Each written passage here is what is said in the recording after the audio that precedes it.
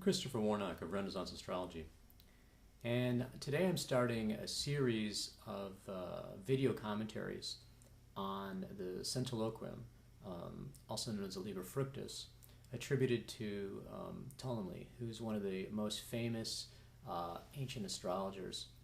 The first thing I'd like to talk about, while it was traditionally attributed to Ptolemy, modern scholarship has, I think, established with a fair degree of certainty that rather than being from the 2nd century, that in fact the Centiloquium or Liber Fructus was probably written around the 10th century, or at least in the Middle Ages.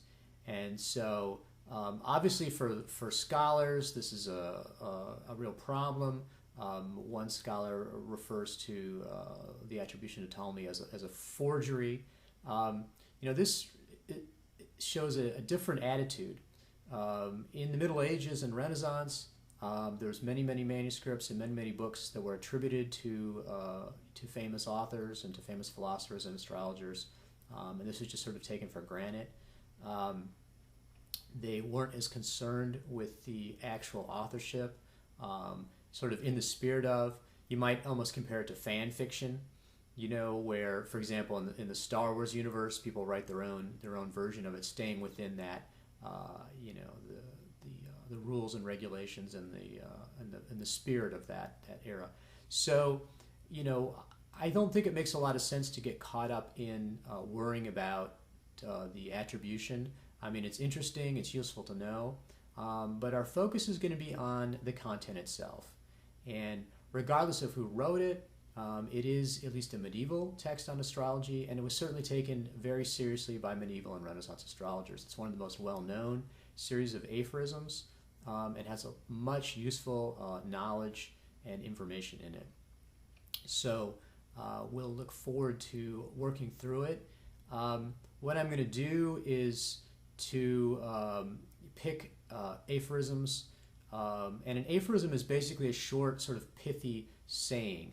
It's almost like a fortune cookie in a way, but these have a little more bite to them than a fortune cookie. And so they're a very popular form of transmitting astrological knowledge. We have a number of different sets of them, but the Centiloquium or Centiloquy, which means 100 sayings, attributed to Ptolemy, is probably the most famous. And so that's the one we'll be working with in the video series.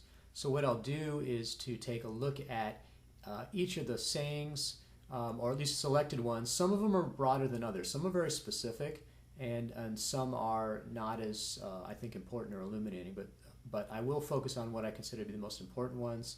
Sometimes I'll talk about more than one together.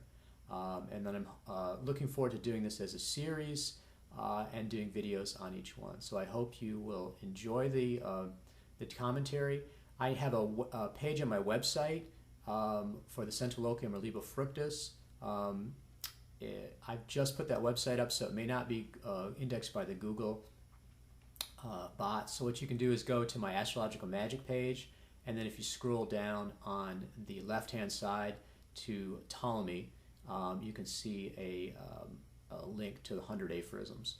But hopefully Google will get that indexed fairly soon, and you can just search Liber Fructus or Centiloquium and Renaissance Astrology, and you'll come up with that page. But on that page I have an introduction to the Centiloquium, as well as 2 different translations, and then a link to a 3rd translation.